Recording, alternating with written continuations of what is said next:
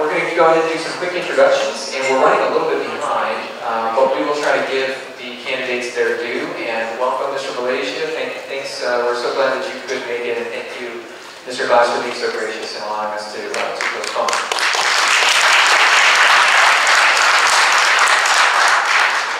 Jamie Balagia is a former Austin cop turned criminal defense attorney.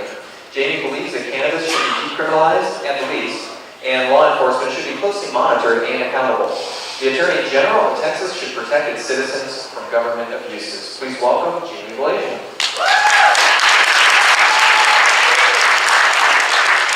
Tom Glass has the managerial, legal, educational, and life experiences to qualify him to be Attorney General. Tom just retired from a 27-year career at ExxonMobil, where he interpreted, formulated, and implemented management policies, supervised personnel, and was involved in financial stewardship, skills demanded of the Texas Attorney General.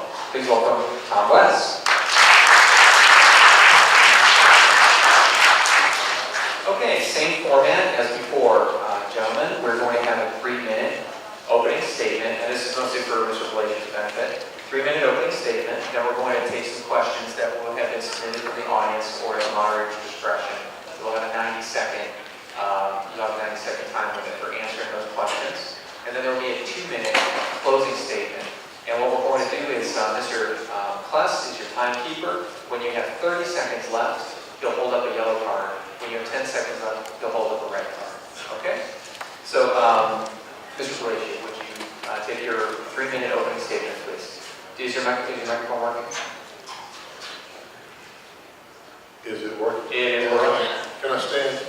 You may. I've been sitting all day. I've been in a trial since Tuesday. A citizen accused of DWI, and the judge, in his infinite wisdom of invoking power, has been having us try the case in half-day segments, which I find offensive. I believe that the citizen should rule over the government. I'm going to be just. I'm going to talk to you like I talk to a jury panel. I'm not going to talk to people at the grocery store. I used to think, libertarians, what are those people all about? This is probably when Ron Paul was first coming into prominence. And I thought that the Republicans and Democrats were actually concerned about our country. I have gained wisdom and white hairs in life.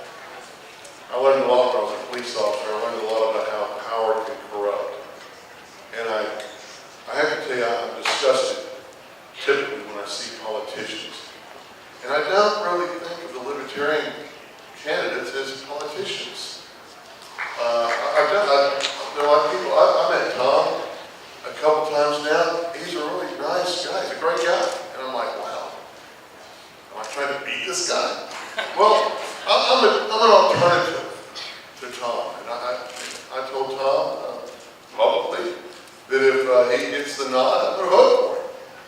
I think there should be unity in this party.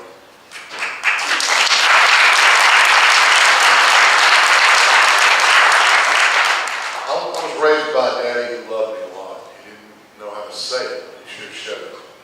And I miss him. We've gone a long time. He taught me lessons that just won't shake loose. No matter what I see, hear, or the indoctrination that is constantly being just shoved down our throats. I'm probably going to be asked questions about this, but some people said, well, what about that gay marriage stuff? I said, you know what? Why is the government even involved in anyone's marriage? Why is the government involved in anyone's religion? I have religious beliefs, but I would never shove them down your throats. I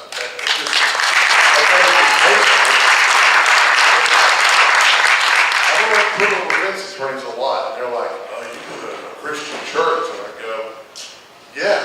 And why are y'all scared of those people? Ignorance can be chased away from any organization, religious, political, or other groups. And you have to confront it and face them up. I like to talk to people. I like to go to the grocery store and talk about our rights and how they are being absolutely annihilated. I'll answer your questions, and I hope that I show you a little bit about who I am. Thank you. Thank you very much.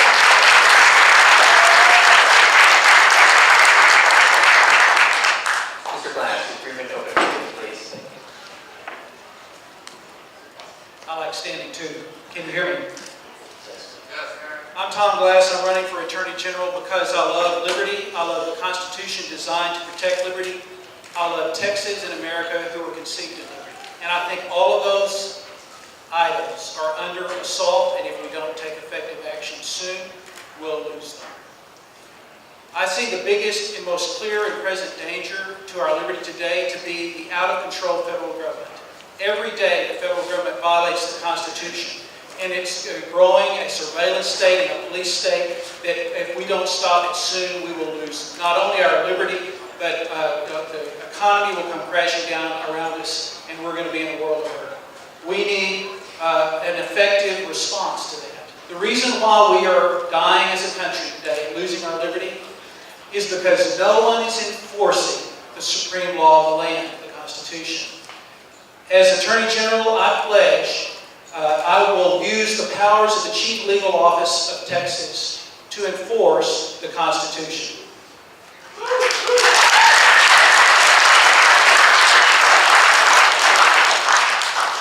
The current Attorney General, who would be our governor, and in fact all of the Attorney General candidates that I know of, seem to think that the Supreme Court of the United States is going to save our liberty and our Constitution. How's that working for us? It didn't work for Obamacare. In fact, when I went to law school late in life, what I learned is that for a century or more, the Constitution has been gutted by the very Supreme Court. They're putting their faith in. I don't believe the Supreme Court is going to save our liberty. It's just one more branch of the government. In fact, I call what Greg Abbott's approach to trying to win our liberty from the Supreme Court the Goliad approach to winning your liberty. What you do is you surrender the decision about your fate to the very tyrant you're fighting, and you get massacred.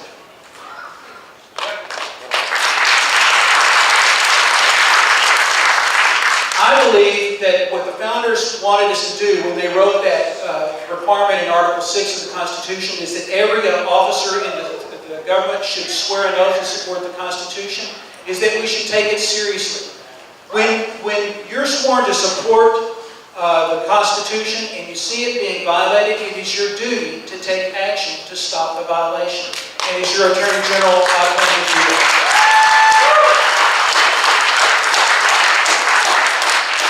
We have a wonderful statute in the state of Texas called the Official Oppression Statute. It says if you're a public servant and you violate the rights, immunities, or privileges of Texas citizens, it's a crime. It's time that we started using that not only against the federal tyrants that are taking us on, but against our local law enforcement who violate our rights as well.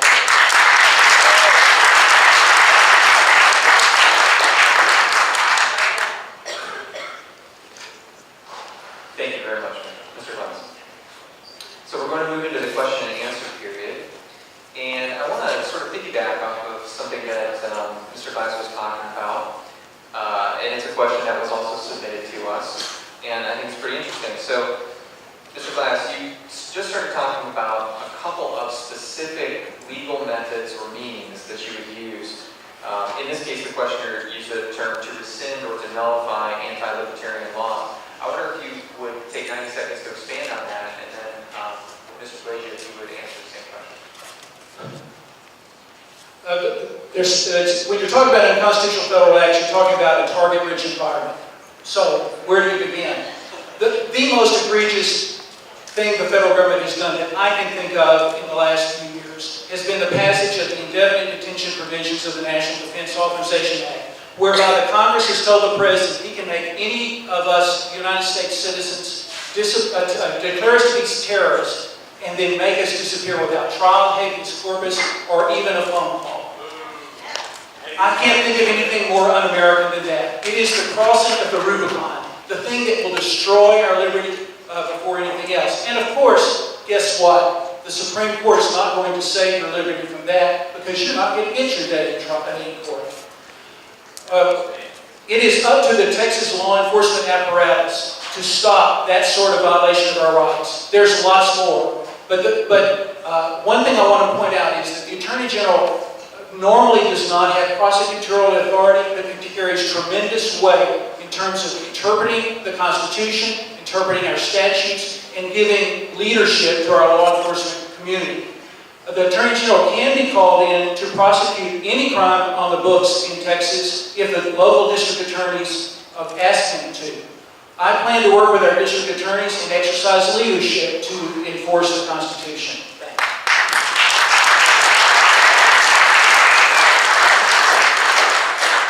Mr. Balagia, I just wanted to sort of repeat the question to make sure it's clearly understood. The question is, what specific legal methods or means would you use to rescind or nullify anti-military laws in the state of Texas as Attorney General? 90 seconds. Well, the state attorney general has power to impact state laws. I've always known that you need to count your fight before you step into it. You better know what you're getting up against. If anybody in this room thinks that the federal government is going to lay down as we wave around a Lone Star flag, you better count your fight a little harder than that. You better be ready to fight. Federal government, good Lord, they don't have a basis for their criminal laws. What happened to double jeopardy? Things like that. IRS, I mean, what are we going to do? Is Texas tell IRS they can't take our money anymore? They're ready for some troops to come on down too. I mean, you've got to count the fight before you get into it. I think that you pull out your guns in front of that federal government, they'll shoot you down. Now that might be what has to happen. Maybe some people need to die to wake everybody up. But you better be ready for that fight. I think that to be taken seriously and to make some steps that get ground, you need to pick one or two fights to go after. The fights I think should be taken on are cannabis, and I think that we should take on the fight of stopping police abuse. That's it. Don't let our police abuse. Thank you. And this is working out very nicely because we actually have a question that came from the audience that says, how specifically do you, in this case it says, do you reverse the police state in Texas? I'm going to piggyback off of your statement. How specifically do you stop police abuse? Tom brought up a good point with the official oppression. As most laws are, it's a very dangerous law, though, because typically it's used against us. One of the violations of that law is the mistreatment of someone. I often thought when I was a police officer, geez, I mistreat everybody I arrest. But what they're talking about is going that extra step, that slap to the face when you're handcuffed, that calling you a racial term that is never authorized or approved of in this country. How do you get control of the police? You demand. When I was a police officer, I did some things I shouldn't have done. If you'd had a videotape on me, I wouldn't have done it. Now, I don't think those cameras ought to be pointed at the citizens. I think they ought to be pointed at our employees at the top. I think they ought to have videos and cameras and listening devices on them. So a quick cut deal to call robbers. We are the people, but we have completely lost control. We don't have it anymore. I love this party's energy about taking it back. Dan Behrman is running for the district out of San Antonio. He's the one that told me to take that libertarian test. That's how I ended up in this situation. So, I'm in.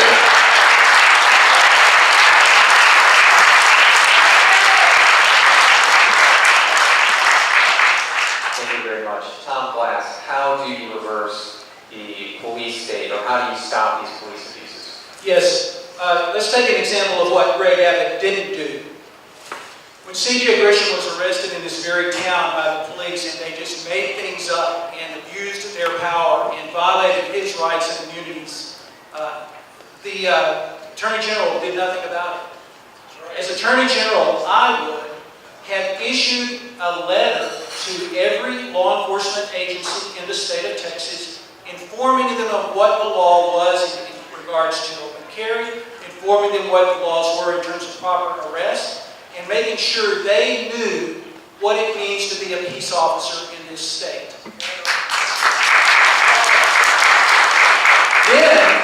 Then, the official oppression statute says, if you know you're a public servant and you know that you violate the rights, then they would be put on notice. They would be knowingly violating rights if they tried again. Greg Abbott has been AWOL on this.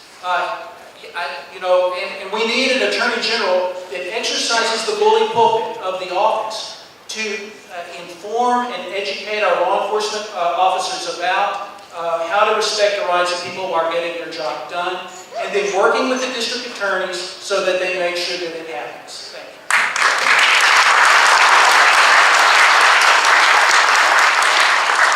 Well, once again, this is a great lead-in. So you talked about something that Greg Abbott didn't do. I want to ask about something that Greg Abbott did do as Attorney General. He wanted and he pushed for having the 10 Commandments installed in the state capitol.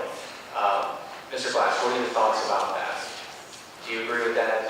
That's an approach that an Attorney General can take? I'm not familiar with that. What I do remember of that case is that the 10 Commandments were there, somebody sued in federal court, and then he, as an Attorney General, defended the state of Texas's right to do that if they wanted to in federal court. Let me say, in terms of, in general, my philosophy about going into federal court.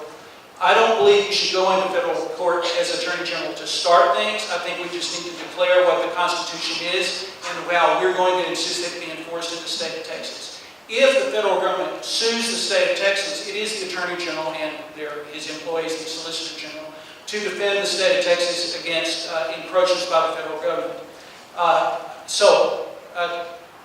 If the people of Texas historically have had that there, and they want to have it there, and the federal government is coming in and telling them they can't, I'll be happy to work with my Solicitor General to defend that in federal court. I think it is up to the people of Texas on that. In terms of my personal opinions about what objects are there, I have no problem with historical documents being at our state capitol, and certainly if we've got traditional things there, and the feds come in and tell us what to do, we ought to defend against them.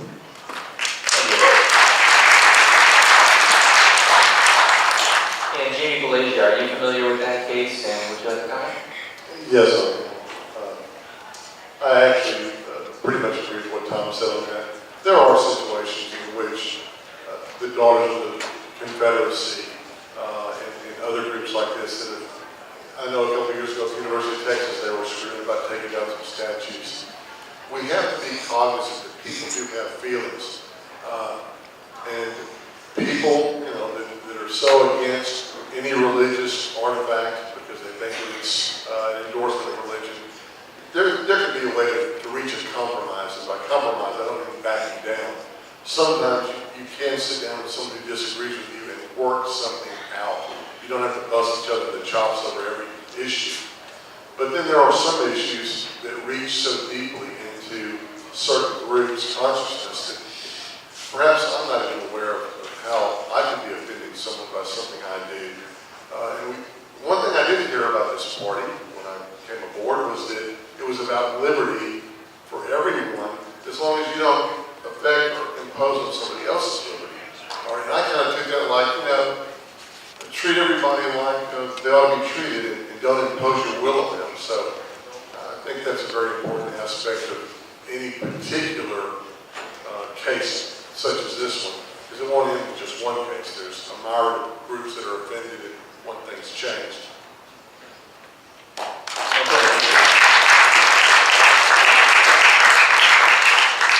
I think everybody here wants to talk about drugs at some point in the context of this debate.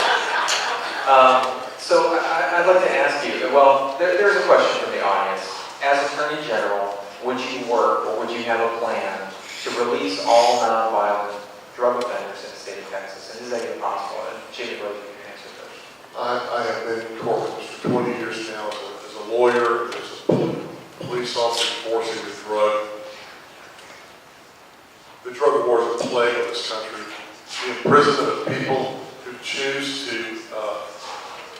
with their own liberty, take whatever substance, as long as they're not hurting anybody else. What in the world are we doing?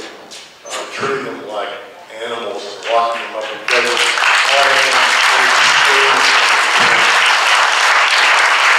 The war on drugs goes into the Mexico issue. We have caused this problem. America has caused this problem because of the way that we just use control and fear and power and crush people. I hate the war on drugs. I would much rather, when it comes to pot, I think everybody ought to light up. Just don't drive a car. You can stomach, taking care of your kids.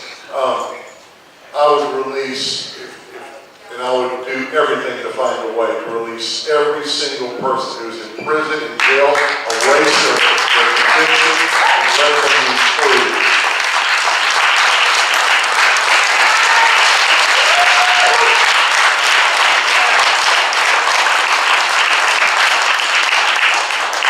That's pretty unambiguous.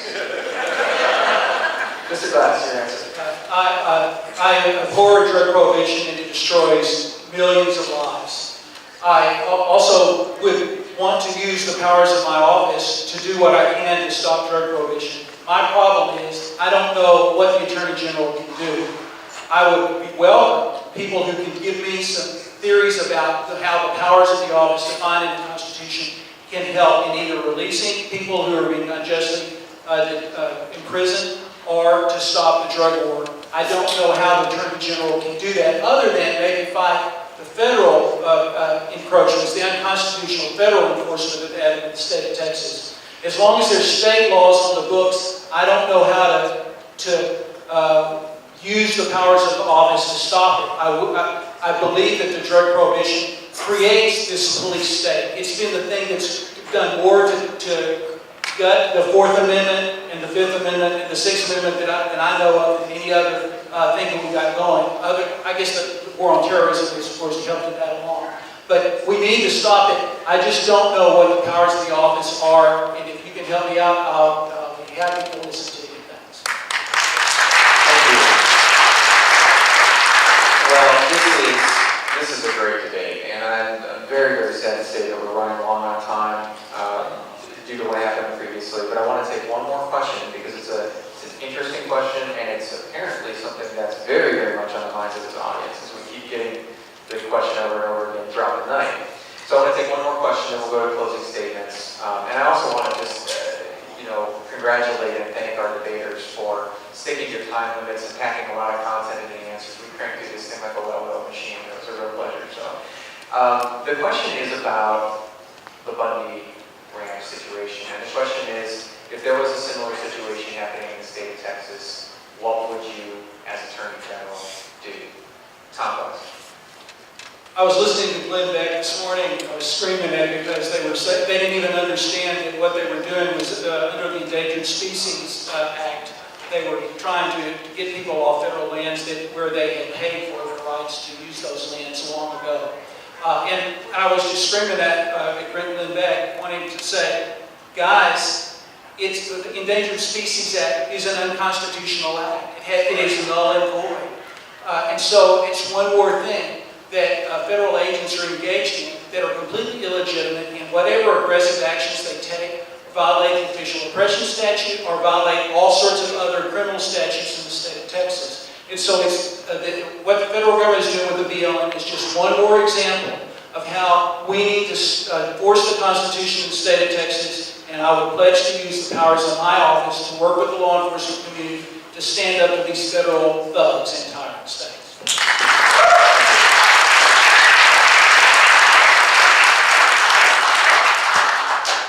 I love it when the enemy shows their hand, and that's what the feds keep doing.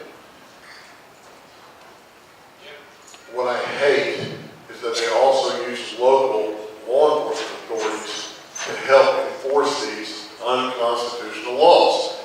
The problem is, Tom and I went to law school, and I'm sure he studied constitutional law like I did. It would make you vomit to listen to the real constitutional law presentation. It's not about interpreting the Constitution, it's about enforcing their positions. Whichever these parties in power, they're so corrupt. When I used to listen to people say this, and I was like, oh my God, what are they talking about? Now I have knowledge. Knowledge is power, but it's only power if you use it. I would do whatever is possible to fight against what the federal government is doing in the situation that you're talking about, the Bundy situation. Before I'll go against the IRS, and before I'll try to go change Washington, D.C., I would do whatever is possible, like Colorado has done, Washington has done. Get the people in your state to get active and change the laws. Force these yelling off Democrats and piss poor Republicans to start doing what the people want.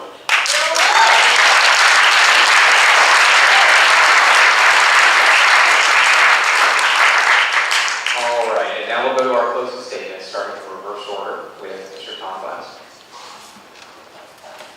2 minutes. As you know, I became a Libertarian back in 1979. The Libertarian Party of Texas means a lot to me. I left it for a little while because I didn't think we were getting anywhere, but I came back because I realized the Republican Party was a rigged game.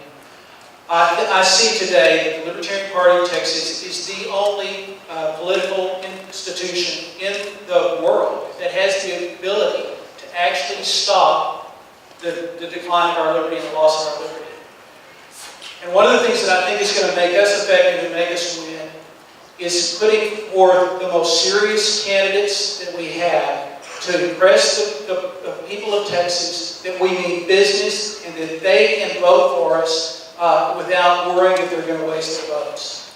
And so what I pledged to do for you as your Attorney General nominee, should you choose to give me that honor, is to run as serious a campaign as I can to talk about the issues that are within the purview of the Attorney General in a way that makes sense to the public and spreads the message of liberty. I ask for your vote, and I would be honored to serve you if you choose to honor me with the nomination. Thank you.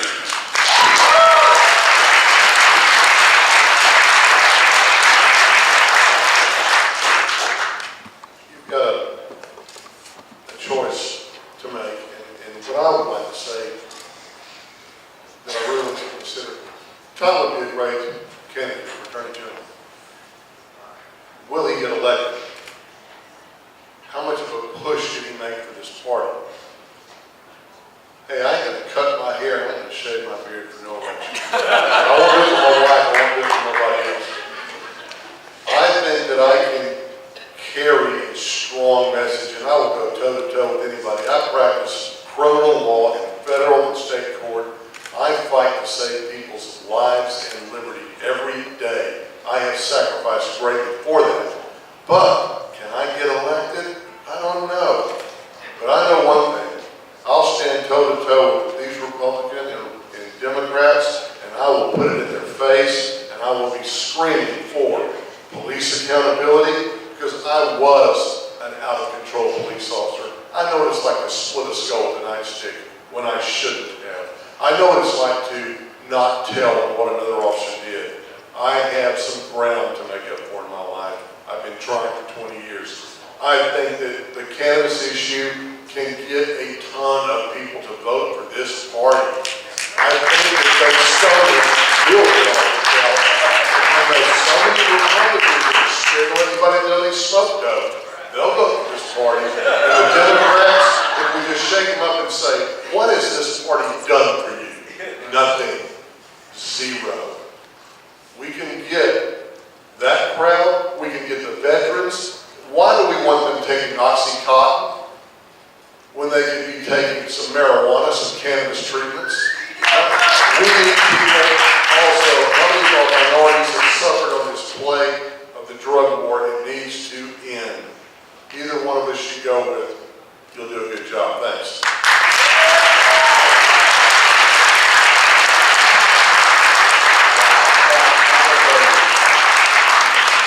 I think you would all have to agree that that was a great night of debates, and that was a great day.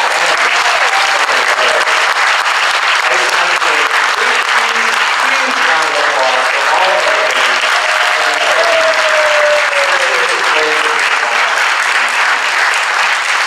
Thank you all for being here. I hope you enjoyed it tonight. Would you like to take the final word, Mr. President? Thanks for the questions. Great questions. Yeah.